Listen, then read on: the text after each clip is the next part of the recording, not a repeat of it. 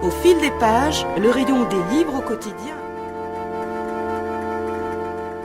On les appelle les Sayanim, un terme hébreu qui signifie les informateurs. Ils sont environ 3000 en France et ils sont presque compulsivement mobilisés pour contrer tout ce qui peut nuire à l'image d'Israël. Ce groupe d'influence très puissant va à l'inverse développer toute son énergie pour peaufiner cette image de l'État hébreu, y compris quand Israël se livre à de vrais carnages. Ce fut le cas en 2008-2009 lors de l'opération dite Plomb durci contre Gaza, ou encore plus récemment lors du dernier raid contre la flottille turque pour la paix.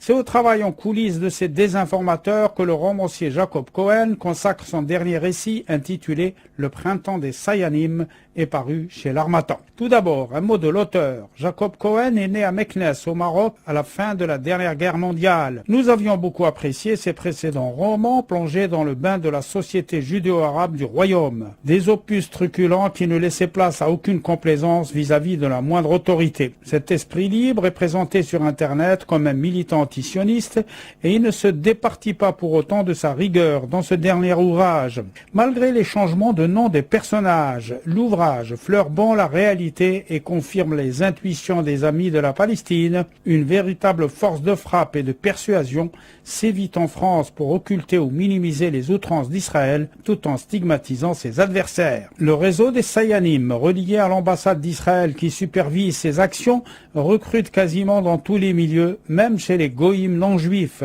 Milieu politique avec la connivence de l'Élysée, Matignon ou le maire de Paris, médiatique avec un certain MST qui apparaît comme la copie conforme de BHL. C'est lui qui, à la moindre alerte, déclenche l'assaut médiatique dans ses éditoriaux du Point, mais surtout dans le champ télévisuel où il compte d'innombrables amitiés cultivées à coups d'invitation dans son somptueux riad Marrakchi. Le monde associatif n'est pas épargné par cette véritable pieuvre. L'association SOS Racisme, fondée sur les fonds baptismaux des manifestations de Beurre pour l'égalité, a été récupérée rapidement au profit des amis d'Israël. Ses dirigeants sont désormais soigneusement choisis et contrôlés grâce à l'omniprésence de l'Union des étudiants juifs de France. Son président dispose du numéro direct de Matignon. L'actuel patron de SOS, un certain Soroporo, rien à voir, n'est-ce pas, avec Dominique Sopo, ne peut rien refuser à ses maîtres de l'UEJF qui tiennent le cordon de la bourse.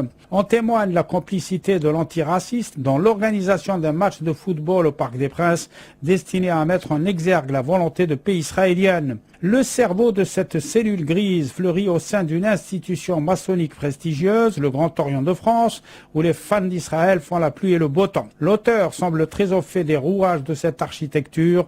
En a-t-il fait partie ? En tout cas, il rapporte avec une étonnante minutie la façon dont les supports d'Israël ont gangréné l'institution. Un groupe de frères d'origine arabe, on fera sèchement les frais. Pour avoir voulu se rebeller contre cette honteuse allégeance aux intérêts d'Israël, Youssef El-Kouhen, brillant intellectuel d'origine marocaine, subira de sévères représailles. Même sanction pour sa compagne Florence Meyer, qui sera mise hors jeu pour ne pas avoir marché dans les combines pro-israéliennes. L'auteur rappelle aussi le cas du grand chercheur Pascal Boniface, qui a été viré du PS pour ses prises de position impartiales à l'égard du gouvernement Sharon. Parmi les alliés de ce lobby qui ne dit pas son nom, l'auteur cite aussi la mairie du 16e arrondissement de Paris, noyautée entièrement par le Bnei Brit, un réseau sioniste d'origine américaine.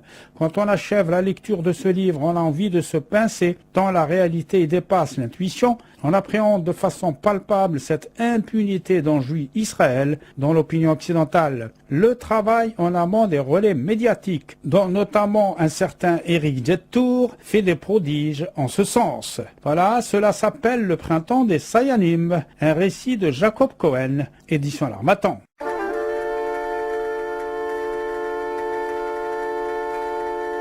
C'était Au fil des pages, la chronique des livres,